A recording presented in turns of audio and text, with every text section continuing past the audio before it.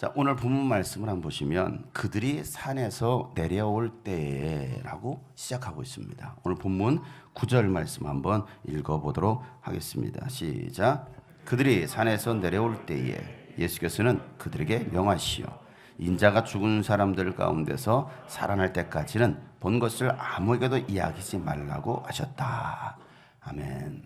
오늘 이 본문을 좀 우리가 분석했으면 좋겠습니다. 자, 오늘 본문을 보시고 그들은 누굽니까?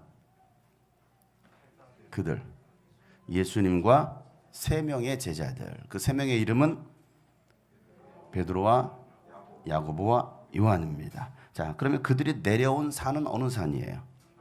네, 변화산. 다볼산이라고도 하는 변화산입니다. 다볼산은 지난번 우리가 제가 보여드렸던 그 영상, 나사렛 지역에 있습니다. 자, 변화산에서 내려오시면서 예수님은 제자들에게 무엇을 명하셨습니까? 성경을 보고 저를 보지 마시고 성경을 보고 답변하시면 돼요. 분석하자고 했으니까 오늘 말씀을 뭘 명하십니까? 너무 길어요. 아무에게도 이야기하지 말라. 이게 명하신 거야. 아무에게도 이야기하지 말라. 자, 무엇을 이야기하면 안 돼요? 본 것을. 무엇을 봤습니까? 뭘 봤어요? 자, 변화산에 올랐을 때에 예수님의 모습이 변하고 그곳에 누가 있었죠? 모세와 엘리야가 나타나서 예수님과 함께 이야기하는 그 모습을 봤잖아요. 자, 제자들 눈에 비춰졌던 이 장면은요, 마치 모세가 시내산에 올라가서 율법을 받아왔을 때의 장면이 굉장히 흡사합니다. 자, 모세가 시내산에 오를 때에 아론과 나답과 아비후와 70인의 장로들을 데리고 갑니다. 세 명의 이름이 나오죠. 세 명의 아론과 나답과 아비후. 예수님도 이 제자들을 세 명을 데리고 이 변화산에 오르셨어요. 자, 이 말씀 한번 비교하기 위해서 출애굽기 24장 9절 말씀에 보면 모세는 아론과 나답과 아비후와 이스라엘의 장로 70명과 함께 올라갔다. 자, 오늘 마감 9장 2절은 어떻게 되어 있습니까? 시작. 그리고 엿새 뒤에 예수께서 베드로와 야고보와 요한만을 데리고 따로 높은 산으로 가셨다. 자, 그의 모습이 변하였다. 이렇게 되어 있어요. 그러니까 출애굽기와 비교했을 때 거의 비슷하죠. 자, 시내산에서 그들은 누굴 봤습니까? 하나님을 봤어요. 출애굽기 24장 10절 말씀이에요. 다 같이 한번 보도록 하겠습니다. 시작. 거기에서 그들이 이스라엘 하나님을 보니 그 발 아래는 천국을 깔아놓은 것 같으며 그 말기가 하늘과 꽃 같았다. 자, 누굴 봤다고요? 하나님을 봤어요. 여러분, 사람이 하나님을 보면 어떻게 돼요? 죽어요. 그런데 이들은 죽었어요, 안 죽었어요? 죽지 않았습니다. 왜 죽지 않았어요? 하나님을 보면 다 죽는데. 성경이 이렇게 기록하고 있습니다. 하나님이 그들을 치지 않았다라는 거예요. 하나님이 치셨으면 죽죠. 11절 말씀에, 출애굽기 24장 11절 말씀에 주님께서는 이스라엘의 지도자들을 손으로 치지 않으셨으므로 그들이 하나님을 뵈며 먹고 마셨다. 그래요. 하나님이 치면 죽어요. 자, 그곳에서 그들이 뭐 했다고요? 방금 말씀해 보니까 하나님을 뵈고 그리고 먹고 마셨다라는 거예요. 자, 먹고 마신다라는 것은 무엇을 의미한다라고 했죠? 지난 금요일 날, 수요일 날도 이 말씀을 나눴어요. 먹고 마신다는 것은 무엇을 의미한다고요? 들으신 분들만 아시겠죠. 이런 차별이 있어야 돼요. 먹고 마신다라는 것은 하나님과의 언약식이라고 그랬어요. 하나님과의 언약식. 예수님께서 유월절 전날 제자들과 함께 최후의 만찬을 하십니다. 이게 뭐예요? 언약식이에요. 너와 나와의 관계 속에서 맺는 하나님의 언약식이에요. 자, 부활하신 예수님께서 고기 잡으러 간 베드로를 찾아가셔서 이정을 행하셨죠. 그리고 나서 떡과 생선을 주십니다. 베드로에게. 이정을 행하셨잖아요. 그리고 떡과 생선을 주셨잖아요. 이게 뭐예요? 사명에 대한 언약식인 거야. 네가 나를 사랑하느냐? 그럼 내 어린 양을 먹여라. 사명에 대한 언약식. 자, 초대교회 성도들도요. 초대교회 성도들도 사도들의 가르침을 받고 또 서로 사귐을 갖고 떡을 떼며 식사를 합니다. 이것도 뭡니까? 이제는 우리가 예수 그리스도로 한 몸 되었다라는 언약식이라는 사실이죠. 예수님과 한 식구가 되었다. 이게 밥을 먹는 거예요. 자, 모세가 시내산에서 하나님을 만나 이야기한 것처럼 예수님도 모세와 엘리야를 만나서 함께 얘기하는 그 모습. 자, 모세의 얼굴이 빛이 난 것처럼 예수님의 모습도 굉장히 변하면서 얼굴에 광채가 났죠. 그리고 옷은 이 세상에 어떤 사람이 빤 것보다도 그렇게 희게 할 수 없다라고 성경은 말하고 있어요. 출애굽기 34장에 보면 29절부터 30절에 이렇게 기록하고 있습니다. 자, 다 같이 시작. 모세가 두 증거판을 손에 들고 시내산에서 내려왔다. 그가 산에서 내려올 때에 그의 얼굴에서는 빛이 났다. 주님과 함께 말씀을 나눴으므로 얼굴에 그렇게 빛이 났으나 모세 자신은 전혀 알지 못하였다. 아론과 이스라엘의 모든 자손이 모세를 보니 모세 얼굴에 살결이 빛나고 있었다. 그래서 그들은 그에게로 가까이 가기를 두려워했으나, 자, 모세의 얼굴이 얼마나 환했던지 그러나 모세 자신은 알지 못했습니다. 사람들은 그 모습을 보는 거예요. 자, 오늘 마가복음 9장도 한번 보세요. 마가복음 9장 2절부터 4절 말씀. 자, 어떻게 묘사가 되고 있는지 다 같이 시작. 그리고 엿새 뒤에 예수께서 베드로와 야고보와 요한만을 데리고 높은 산으로 가셨다. 그런데 그들이 보는 앞에서 그의 모습이 변하였다. 그 옷은 세상에 어떤 빨래꾼이라도 그렇게 희귀할 수 없을 만큼 새하얗게 빛났다. 그리고 엘리야가 모세와 함께 그들에게 나타나더니 예수와 말을 주고받았다. 보세요. 모세가 산에 올랐을 때에 이런 현상이 일어났잖아요. 그리고 또 무슨 현상이 일어납니까? 지금 계속 비교 분석하고 있습니다. 자, 모세가 산에 올랐을 때 구름이 덮입니다. 그리고 구름 가운데서 모세를 부르시는 하나님의 음성이 들립니다. 자, 예수님도 구름이 덮입니다. 그리고 하늘로부터 음성이 들립니다. 자, 출애굽기 24장 15절부터 16절 말씀 다 같이 시작. 모세가 산에 오르니 구름이 산을 덮었다. 주님의 영광이 시내산 위에 머무르고 엿새 동안 구름이 산을 뒤덮었다. 이튿날 주님께서 구름 가운데서 모세를 부르셨다. 자, 그렇죠? 자, 마가복음에서는 어떻게 또 쓰고 있습니까? 마가복음 9장 7절 또 성경을 보세요. 시작. 그런데 구름이 일어나서 그들을 뒤덮었다. 그리고 구름 속에서 소리가 났다. 이는 내 사랑하는 아들이다. 너희는 그의 말을 들으라. 자, 이 변화산에서 예수님의 모습을 보면 마치 누구를 보는 것 같아요? 이렇게까지 했는데도 몰라요? 누구를 보는 것 같아요? 모세를 보는 것 같잖아요. 이것을 성경에서는 신학적으로 뭐라고 말하냐면 출애굽 모티브라고 합니다. 출애굽 모티브. 출애굽 상황과 똑같은 상황을 재현하고 있는 거예요. 자, 모세가 이스라엘 백성들을 이집트에서 약속과 축복이 흐르는 그 가나안 땅으로 이끌었던 구원자였습니다. 이와 같이 이제는 예수님이 죄인들을 하나님의 나라로 인도해가는 구원자라는 것이죠. 그래서 이 모세와 엘리야의 말이 아니 이제는 예수님의 말씀을 드려야 된다라고 하나님은 말씀해 주고 계시는 거예요. 그래서 이 모습을 봤을 때는 예수님이 제2의 모세라는 것이죠. 제2의 모세. 자, 이런 장면을 누가 봤어요? 제자들이 봤잖아요. 베드로가 봤잖아요. 그러니까 여러분 흥분되지 않겠습니까? 그래서 그곳에 초막 셋을 짓고 하나는 예수님을 위하여, 하나는 모세를 위하여, 하나는 목사님을 위하여 이렇게 지어주자라고 말했습니까? 모세를 위하여, 엘리야를 위하여. 그래서 모세와 엘리야가 떠나려고 하니까 떠나지 마세요. 이곳에 머물러 있어 주세요 라고 했던 거예요.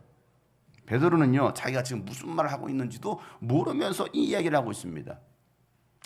그리고 나서 예수님이 산에서 내려오시면서 제자들에게 명하시기를, 이 말씀이죠. 너희는 지금 보고 들은 것을 아무에게도 말하지 말라, 이렇게 말씀하시는 거야. 아무도.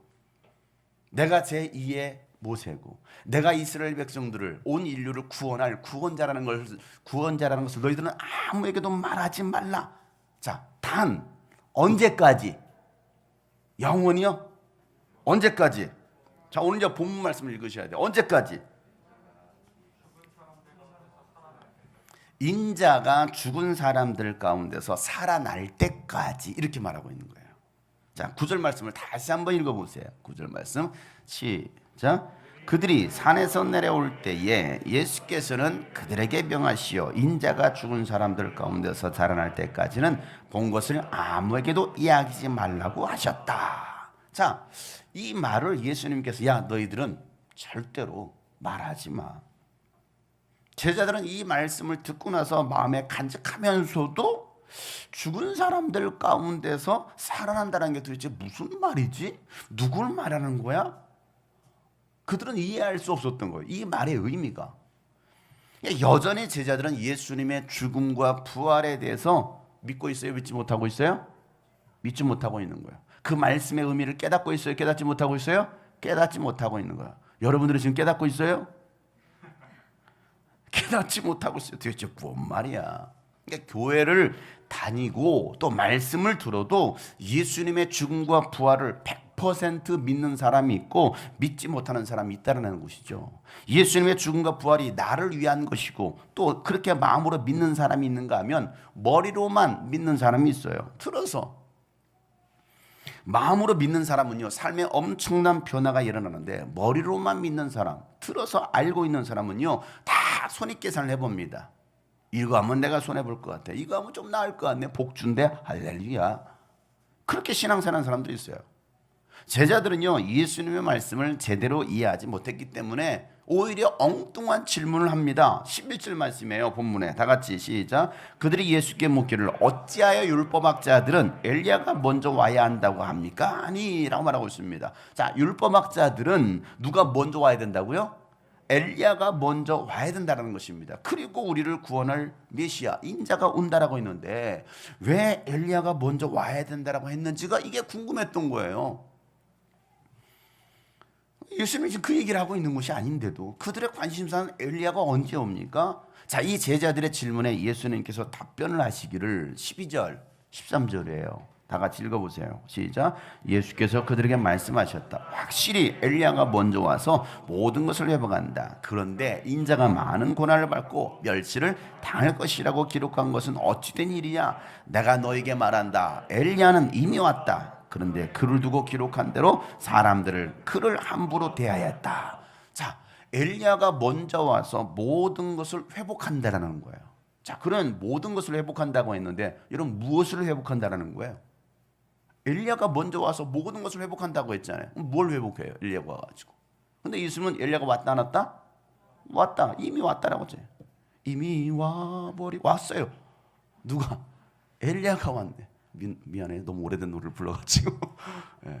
자, 그럼 와서 무엇을 회복합니까? 엘리야가 와서 회복해야 될 게 뭐예요? 감사해요. 저보러 다 얘기하라고. 하나님과의 깨어진 관계를 회복하는 거예요.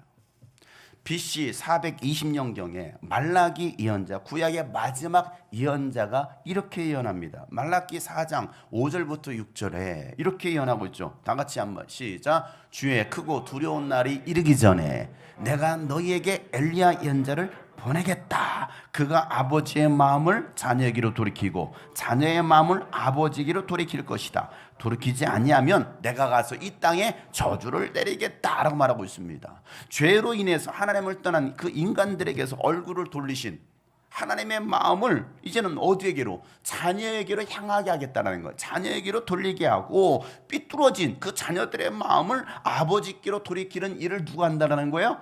엘리야가 와서 할 거라는 거예요. 엘리야가 먼저 와서 이 일을 할 것이라는 것이죠. 그렇기 때문에 이스라엘 백성들은요, 말라기 예언자가 말했던 이 구약의 마지막 성경이었던 그 예언의 말을 듣고 400년이 흘렀잖아요. 400년이 흘러서 그들은 지금 누굴 기다리고 있어요? 오리라고 했던 그 엘리야를 기다리고 있는 거예요. 엘리야가 언제 오나 언제 오나 언제 오나. 그런데 예수님은 이 말씀만 하시고 야, 엘리야가 이미 왔어 라고 말씀하십니다.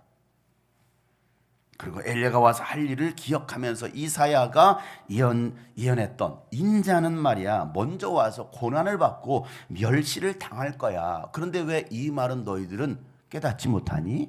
이 말은 왜 믿지 못해? 누구는 기다리면서? 엘리야는 기다리면서. 말라기보다 더 수백 년 전에 BC 700년경에 그러나 말라기 예언자보다 한 300년이 더 앞선 예언자잖아요. 그 이사야 예언자가 BC 700년경에 예언했던 그 말씀 정말 중요한 말씀이죠. 예수님의 고난에 대해 인자의 고난, 예수님의 고난에 대해서 굉장히 자세하게 기록하고 있습니다. 자, 이건 성경을 찾아보세요. 자막을 보지 마시고 너무 익숙해지고 있어요. 자막에. 자막 보면 잠 옵니다, 여러분. 이사야서 53장. 이사야 53장은 전체가 바로 고난받는 인자, 고난받는 예수님에 대해서 얘기하고 있습니다. 고난받는 그리스도에 대해서 이야기하고 있어요.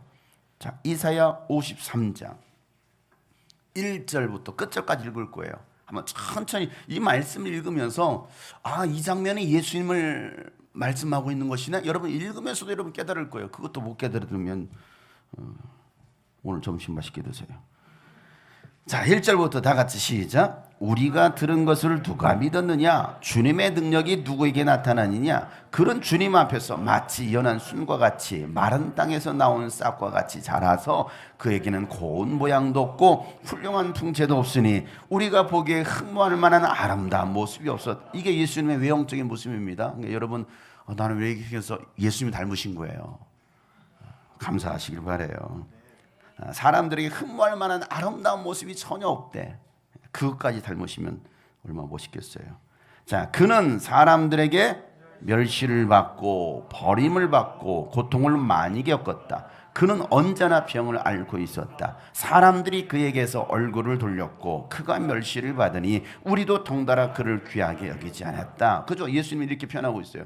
자, 그는, 여기는 예수님이에요. 시작. 그는 실로 우리가 받아야 할 고통을 대신 받고 우리가 겪어야 할 슬픔을 대신 겪었다. 그러나 우리는 그가 진 걸 하나님에게 맞으며 고난을 받는다고 생각하였다. 그러나 그가 찔린 것은 우리의 허물 때문이고 그가 상처를 받은 것은 우리의 악함 때문이다. 그가 징계를 받음으로써 우리가 평화를 누리고 그가 매를 맞음으로써 우리가 병이 나았다. 자, 다시 여기서 그가 있죠. 그는 실로 어디 있어? 그는 실로, 여기서부터 그는 그에다가는 예수님을 넣고 우리는 여러분의 이름을 넣는 거예요.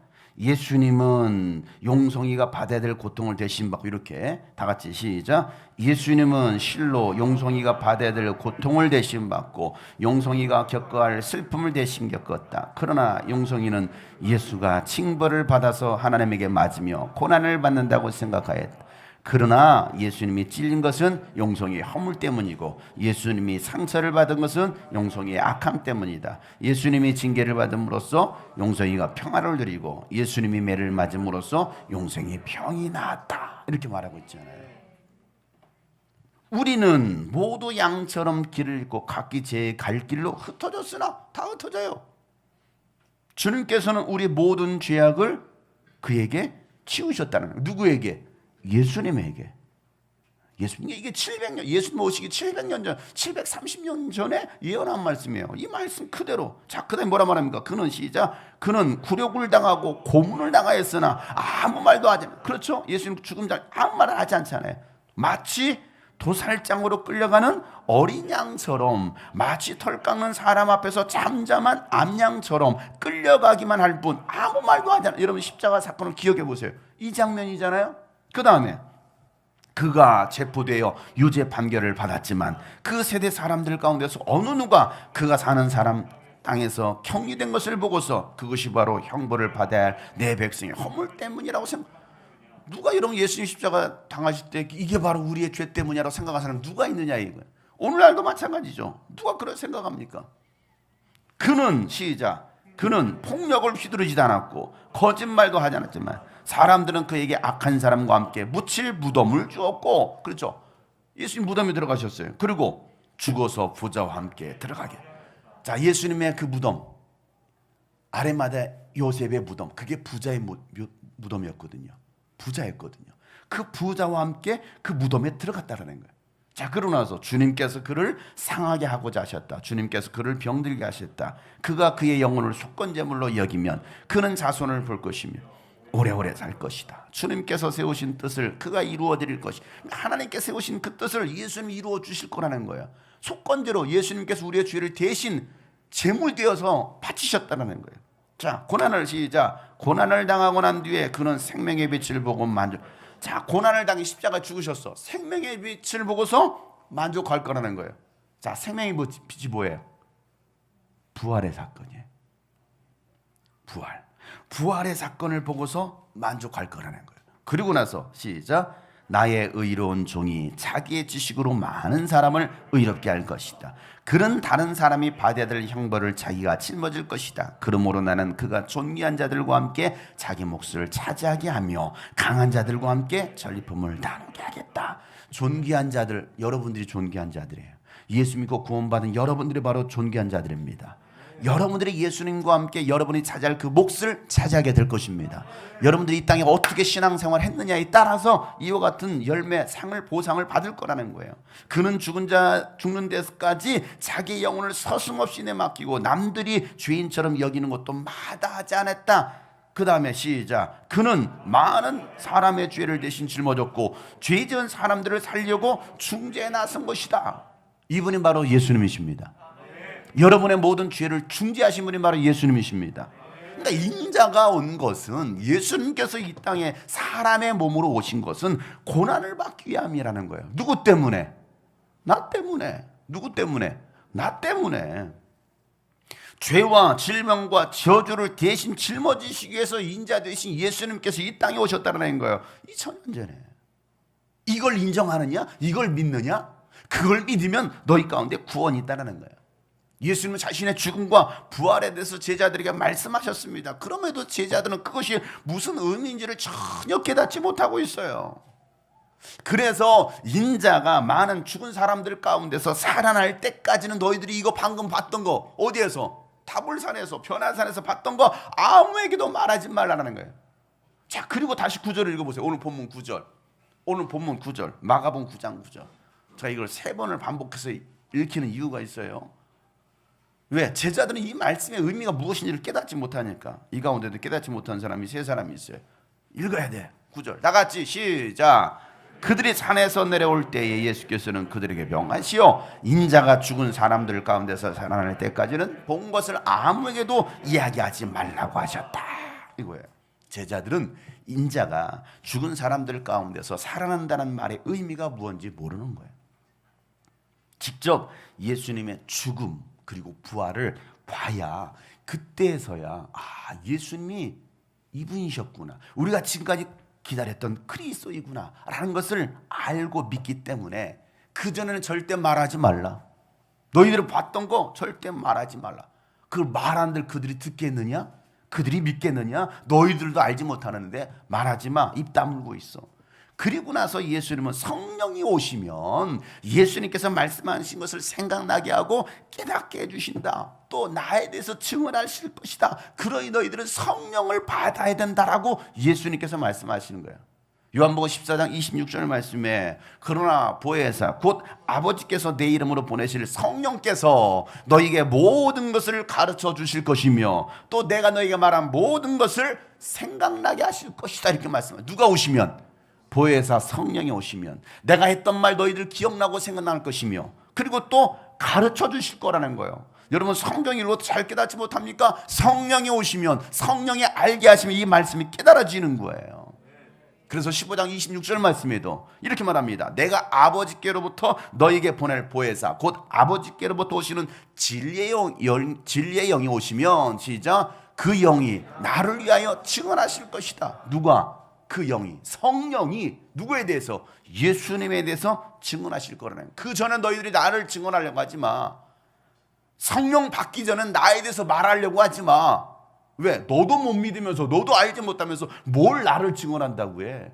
그건 가짜 거짓 증언 아닙니까? 내가 보지도 않았는데? 생각해 보세요.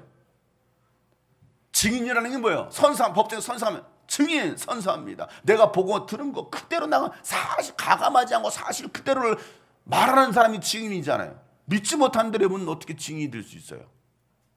그잖아요. 여러분들이 예수를 만나본 적이 없어. 부활하신 예수를 만나본 적이 없어. 어떻게 여러분 예수님의 증인이 됩니까? 나도 못 믿는 것을 어떻게 여러분 믿으라고 말합니까? 그러니 성령 받기 전까지는 말하지 마. 성령 충만 받기 전까지는 입 다물고 있어. 아무에게도 말하지 마 라고 예수님 말씀하시는 거야. 요한복음 16장 7절부터 14절 긴 말씀에도 이렇게 말합니다. 자, 한번 다 같이 읽어봅시다. 시작. 그러나 내가 너에게 진실을 말하는데 내가 떠나가는 것이 너에게 유익하다. 내가 떠나가지 않으면 보혜사가 너에게 오시지 않아. 예수님이 하늘로 올라가셔야 된다는 거예요. 왜? 그래야 성령 보혜사가 오신다는 것입니다. 자, 시작. 그러나 내가 가면 보혜사를 너에게 보내주겠다. 그가 오시면, 자, 누가 오시면? 성령이 오시면 뭐에 대해서? 죄와 의와 심판에 대하여 세상의 잘못을 깨우치실 거라는 거예요. 누가? 성령이. 그러면 이게 죄가 도대체 뭐냐? 죄와 의와 심판에 대해서 성령께서 깨우쳐 주신다잖아요. 자, 죄에 대해서 시작. 죄에 대하여 깨우친다고 하면 세상 사람들이 뭐 하지 않았어요? 예수를 믿지 않는 거예요. 그 다음 의에 대하여 깨우친다고 하면 내가 아버지께로 가고 너희가 나를 더 이상 보지 못해. 아버지께로 간다는 게 뭐예요? 예수님 부활하신다는 거거든요. 그 다음 심판에 대하여 깨우친다면 이 세상 통치자가 누굽니까? 마귀예요. 예수님보다 먼저 와서 인간들을 장악했던 마귀입니다. 이 세상 통치자인 마귀가 뭘 받았다? 심판을 받았다. 이걸 누가 깨우친다라는 거예요? 성령께서 깨우쳐 주시겠다라는 거예요. 자, 그 다음 아직도 시작. 아직도 내가 너에게 할 말이 많으나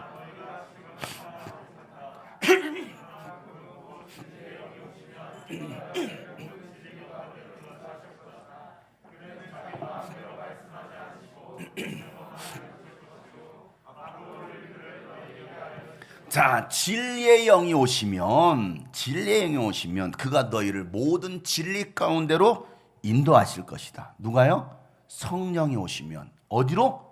진리 가운데로. 진리가 누구예요? 예수님이십니다. 내가 곧 길이요 진리요. 그러니까 진리 가운데로 인도하시는 분이 바로 성령이라는 거예요. 그러니 우리가 성령을 받아야 돼, 안 받아야 돼요? 받아야 된다는 거예요. 성령을 받지 않으면 우리는 예수님께로 인도받을 수 없어요. 진리를 알 수 없습니다. 진리 가운데 인도받을 수 없다는 거예요. 그는 성령은 자기 마음대로 말씀하지 않으시고 듣는 것만 일러주실 것이요 앞으로 올 일들을 너에게 알려주실 것이다. 누가? 성령이. 앞으로 무슨 일이 일어날지, 내일 무슨 일이 일어날지, 아니 한 달 뒤에 무슨 일이 일어날지 성령께서 알게 해주신다는 거예요. 무한 사람들에게, 성령 충만함을 받은 사람들에게. 그래서 예언을 하는 거예요. 왜? 성령이 보여주시는데, 여러분들 앞에 무슨 일이 일어날지를 성령께서 알게 해주시는데, 저 뭐하고 살까요? 앞길이 막막해요. 성령 받으세요. 성령 충만 받으세요. 성령께서 여러분을 이끌어 주실 것입니다. 그러나 성령 충만함 받지 못하면 무슨 일이 일어날지도 알지 못한다는 거예요. 또 그는, 다 같이 시작. 또 그는 나를 영광되게 하실 것이다. 누가요? 성령이 누구를? 예수님을 영광되게 하실 거라는 거예요. 여러분 성령 충만함 받으면 여러분들이 예수님께 영광 돌리는 삶을 살아갈 것입니다. 오직 예수님께, 모든 영광 하나님께. 그가 나의 것을 받아서 너에게 알려주실 것이기 때문이다라는 거예요. 성령님도 누구에게? 예수님께 받아서 알려주신대요. 여러분, 성령이 아니고서는 우리가 예수를 주라고 시인할 수가 없습니다. 고린도전서 12장 3절 말씀 읽어보세요. 다 같이 시작. 그러므로 나는 여러분에게 알려드립니다. 하나님의 영으로 말하는 사람은 아무도 예수를 저주를 받아라 하고 말할 수 없고, 또 성령을 힘입지 않고서는 아무도 예수는 주님이시라고 말할 수 없다. 예수님은 주님이십니다. 주는 그리스도시요 살아계신 하나님의 아들이십니다. 성령이 아니고서는 이렇게 말할 수 없다라는 거예요. 그냥 시켰을 때 주는, 예수님은 주님이십니다. 다 같이 시작. 아니, 예수님은 주님이십니다. 시작. 네, 여러분 이렇게 지금 고백했잖아요. 시키니까 이렇게는 할 수 있어요. 예수님은 주님이십니다. 이렇게 고백할 수 있잖아요. 거의 대부분 했어요. 물론 몇 분은 안 하셨어요. 자, 이런 상황에서 시키니까 예수님 주님이십니다라고 고백할 수 있을지 모르겠습니다. 근데 북한이 쳐들어왔네. 여러분 목에 총을 들이대고서 고백해봐. 고백해봐. 할 때 여러분 예수님이 주님이십니다. 할 수 있겠어요? 그 순간에 총알이 지금 내 목을 뚫을 수 있는데 팍! 총을 쏠 수 있잖아. 졸고 사람들을 통탕 쏴 죽일 수 있잖아. 예수님 주님이시라 고백할 수 있어요? 다시 고백해 보세요. 예수님은 주님이시다. 시작. 여러분, 이게 우리 삶 속에서 고백이 안 되지 않으면 주님이시라는 고백은요, 그리스도의 주재권을 인정하는 거잖아요. 예수님 나의 모든 것입니다. 나의 주인이십니다. 이 고백 진짜 고백할 수 있겠느냐? 아니, 넌 지금도 여전히 네가 주인 되었잖아. 너 네 마음대로 살고 있잖아. 뭘 내가 주인이야? 예수님 주님이시다? 아이, 구라치지 마. 진짜 내가 주님이냐고. 각자 개인에게 물어봤을 때 정말 예수님이 당신의 주님이십니까? 라고 물었을 때 여러분, 맞습니다. 예수님 나의 주님이십니다. 라고 말할 수 있겠느냐? 그런 고백은 오직 성령이 아니고서는 할 수 없다라는 거예요. 성령이 아니고서는. 여러분, 그 왜 무슬림 그 무장 군인들이 잡아가지고 주황색 옷을 입히고 봉변을 씌우고 팔다리 다 묶고 그리고 이런 목을 톱으로 자르는 그 순간에도 예수 믿는 사람들 잡아 죽이는 거거든요. 보란듯이 공개처형시키는 거거든요. 그런 순간에 그곳에 여러분들이 가 있다고 생각해 보세요. 그때도 여러분 주님은 그리스도이십니다. 주님이십니다. 찬양하면서 여러분 목배임을 당할 수 있어요? 옆에 사람이 목 치는 것이 보여지는데 점점 내 순서가 다가오는데 할 수 있겠느냐? 평상시 우리 삶 속에서 이게 고백이 되지 않는다면, 이게 신앙이 되지 않는다면 그런 순간이 올 때 고백한다고요? 절대 못합니다. 지금도 나 뭐 혼자 먹고 살기 바쁜데 말이에요. 나 지금 살기 바쁜데 그 고백하겠어요? 죽는 순간에? 아유, 그때라도 고백하고 천국 가야죠. 천만의 말씀. 안 돼요. 안 돼요.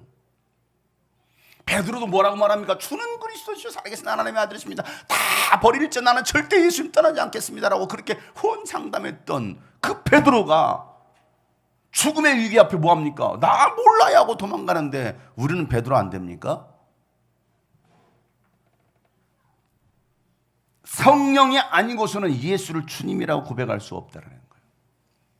언제? 우리 매일의 삶 속에서. 성령 충만함을 잃어버리면 우리는 예수를 주님이라고 고백할 수 없어요.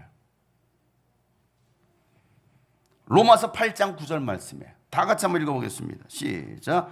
그러나 하나님의 영이 여러분 안에 살아 계시면 여러분은 육신 안에 있지 않고 성령 안에 있습니다. 누구든지 그리스도의 영이 없으면 그리스도의 사람이 아닙니다. 여러분 안에 그리스도의 영, 성령이 없으면 여러분들은 누구가 아니라는 거예요? 그리스도의 사람이 아니라는 거예요. 나 주님이 꿈꾸신 게 교인인데요. 아, 그건 네가 그냥 교회다 종교인으로서 뭐 교인이라 할 수 있겠지만 너 안에 그리스도의 영, 성령이 없으면 너희들은 그리스도의 사람이 아니야 라고 말하고 있잖아요. 너 안에 그리스도의 성령이, 그리스도의 영이 살아있지 않으면 너는 그리스도의 사람이 아니야. 여러분, 심각해요? 심각하지 않아요? 심각하잖아요. 심각하잖아요. 그래서 고린도후서 13장 5절에 너희 안에 믿음이 있는지 너희 스스로 시험해보고 테스트해봐라. 너희 안에 만약에 그 예수가 없으면 너희는 버리움받은 사람이다. 너희들은 실격자다라고 예수님 바울이 말하고 있는 거예요. 고린도 교회 성도들에게. 너희 안에 예수가 있느냐? 너희 안에 그리스도의 영이 있느냐? 성령이 있느냐? 없으면 너희들은 실격자야. 절대 갈 수 없어. 교회 다닌다고, 오늘 교회 왔다고, 예배했다고 천국 가는 게 아니야 라고 예수님 말씀하시는 거예요.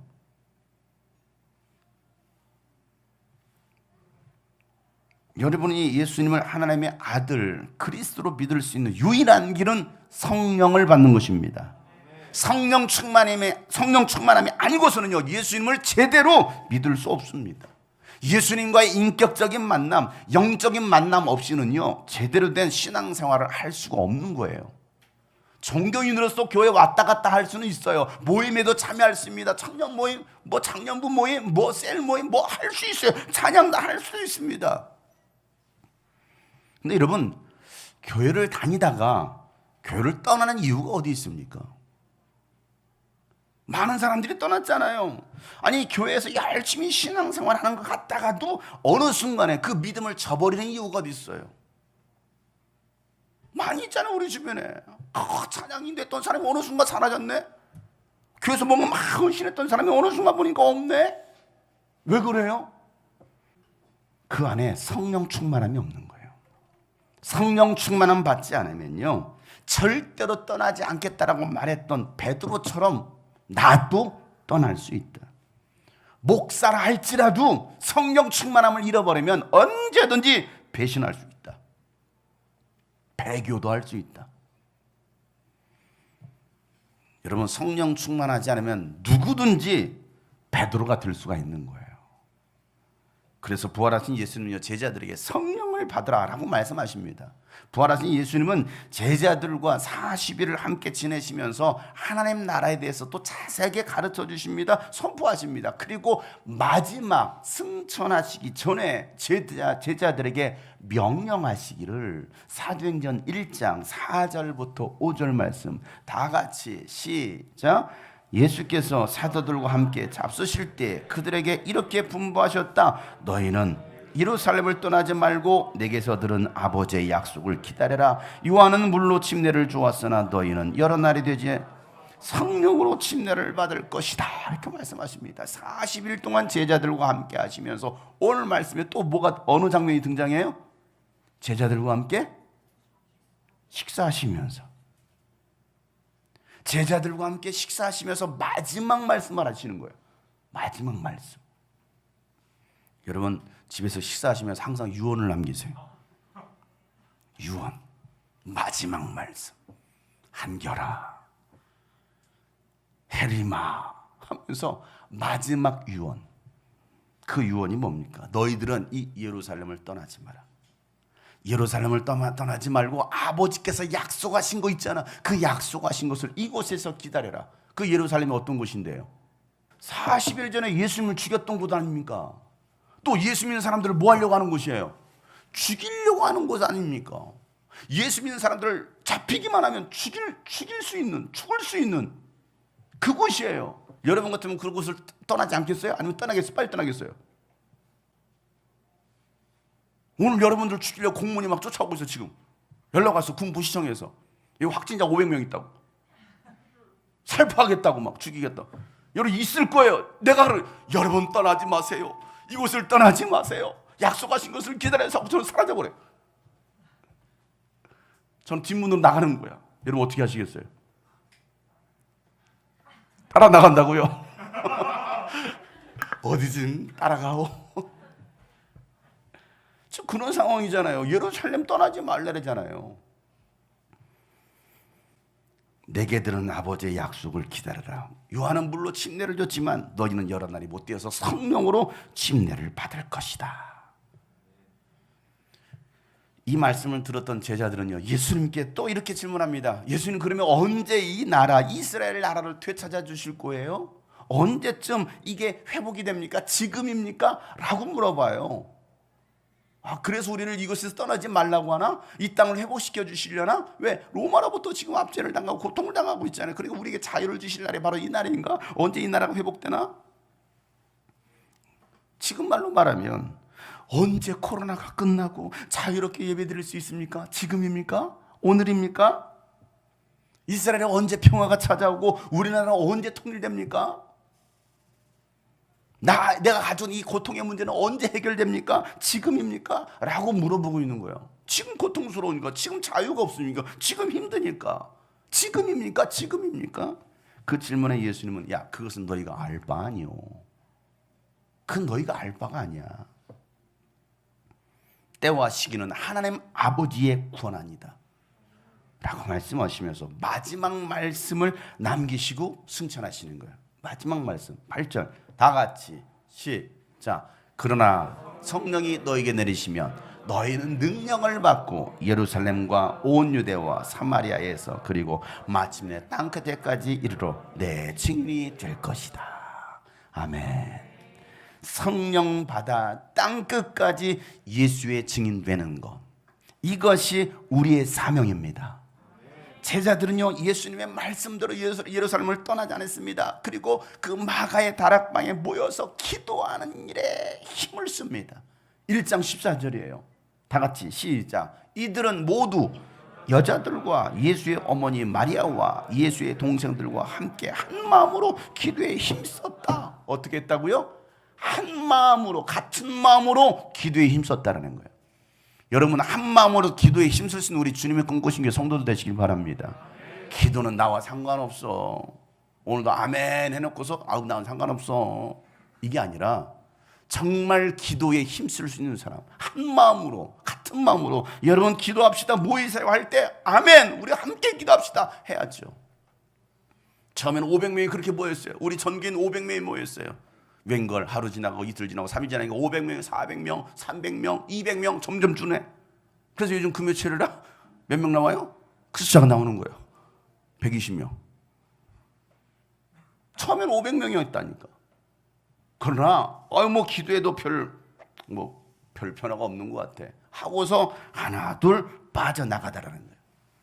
한 마음으로 기도에 힘쓸 수 있는 사람. 그리고 나서 그렇게 그들이 기도했더니 드디어 오순절이 되었을 때에 기도하고 있는 제자들에게 성령이 임하시기를 어떻게 임하시냐? 바람처럼 불처럼 임하시더라. 후, 바람 같은 소리가, 바람은 안 부는데 바람 같은 소리가 그리고 불꽃이 막. 자, 한번 읽어보겠어요. 2장 1절부터 4절 다 같이 시작. 오순절이 되어서 그들은 모두 한 곳에 모여 있었다. 그때에 갑자기 하늘에서 세찬 바람이 부는 듯한 소리가 나더니 그들이 앉아있는 온 집안을 가득 채웠다. 그리고 불길이 솟아오를 때 혓바닥처럼 갈라진 것 같은 혀들이 그들에게 나타나더니 각 사람 위에 내려앉았다. 그들은 모두 성령으로 충만하게 되어서 성령이 시키시는 대로 각각 방언으로 말하기 시작하였다. 아멘. 오늘은 2000년 전 이 마가의 다락방에 성령이 임하셨던 날을 기념하는 성령 강림 주일입니다. 오늘이 바로 오순절이에요. 오늘이 오순절이에요. 성령이 임하시면요, 이전의 삶이 아니라 전혀 다른 삶으로 살아가게 하시는 거예요. 이게 성령 충만함이에요. 내가 주인 되어 살아왔던 삶을 이제는 예수님이 주인 되시고 성령께서 이끄시는 대로 살아가는 삶을 살게 하시는 것이 바로 성령의 임하심입니다. 성령께서 지시하시는 대로 살아가는 삶, 성령의 메인 삶, 성령으로 살아가는 삶의 시작이 언제냐? 오순절이에요. 오늘입니다. 우리는 마지막 시대, 마지막 주자로 살아가고 있습니다. 우리는 지금 이 시대가 어느 시대인지를 우리는 분간할 줄 알아야 됩니다. 그리고 시대를 알고 선한 일을 위해서 우리가 지음받았기 때문에 이제는 그 하나님께서 원하시는 그 선한 일을 위해서 살아가는 사람들이 되어야 되는 것입니다. 알곡과 쭉정이를 가르는 시대예요. 알곡이 될 것이냐, 열매 맺는 알곡 신앙이 되어야 되지 쭉정이가 되어서는 안 된다는 것입니다. 얼마 있지 않아서 불에 태워지고 말 거예요. 오순절 마가의 다락방에 성령이 임하시니 예루살렘에 모였던 모든 사람들이 그들의 변화에 놀래합니다. 깜짝 놀라요. 그리고 영적 대회개 각성이 일어나면서 3,000명이 회개하고 돌아와요. 예수는 믿게 됩니다. 이런 구원의 역사가 마지막 우리의 교회를 통해서, 여러분을 통해서 일어나시기를 주 이름으로 축복합니다. 마가의 다락방에 모였던 그 사람들은 위대한 사람들이 아니었습니다. 누구였습니까? 예수 모른다고 도망했던 배신자들입니다. 무식한 사람들입니다. 또 여자들이었습니다. 소외된 사람들이었어요. 아무도 알아주지 않는 사람이었어요. 위대한 학자들이 아니었어요. 권력 있는 사람들이 아니었습니다. 어떻게 보면 세상적인 눈으로 봤을 때는 아무것도 아닌 자들. 그러나 부활하신 예수를 만나고 성령을 삼하는 자들에게 성령의 충만한 부하 주셨고, 또 그들을 통해서 이스라엘과 로마와 전 세계를 변화시켰습니다. 그 일을 여러분을 통해서 하시겠다라는 거예요. 여러분을 쓰시겠다라는 거예요. 그 기대감이 있나요? 있네요. 여러분 표정을 보니까 눈빛을 읽었어요. 그 기대하며 불꽃이 활활 타오르는 그 김문식 형제의 눈빛을 봤어요. 하나님 나를 쓰신다니. 내가 뚝배기만 나를 자가 아니지. 내가 뜨끈이에 매여있을 자가 아니지. 성령의 불타오르는. 댓글에 우리 정승철 형제님의 뜨거운 그 복음의 열정이 타오르는 것 같은 느낌이 막 불릴 때 일어납니다. 내가 이제 빨리 병원에서 퇴원해서 복음 들고 나가야지. 왜 여러분 얘기는 하면 안 하고 남의 얘기하면 합니까? 여러분들은 가기 싫은 거야. 정승철 형제 보낸다니까 거기는 아멘 여러분 쓰신다고 할 때는 다 뻐끔뻐끔이야. 내가 해야 돼요? 그런데 청승을 전혀 쓰시네. 아멘. 회개하세요. 하나님은 오늘 여러분을 통해서 그 일을 행하시길 원하십니다. 마가에 대한 다락방에 임했던 그 성령의 역사가 오늘 여러분을 통해서 우리 교회를 통해 일어나기를 원하신다는 사실을 깨달으시고, 주님 나를 써주시옵소서, 나에게 성령의 충만함을 주시옵소서 간구하시길 바랍니다. 인자가 온 것은 여러분을 위해서 오셨어요. 그 인자 되신 예수님께서 이 땅에 다시 오실 것입니다. 그때까지 우리에게 주신 사명, 잃어버린 영혼을 찾아 구원하고 민족과 세계 열방에 그리스도의 교회를 세우는 일을 멈추지 않는 저와 여러분 되시기를 예수 이름으로 축복합니다.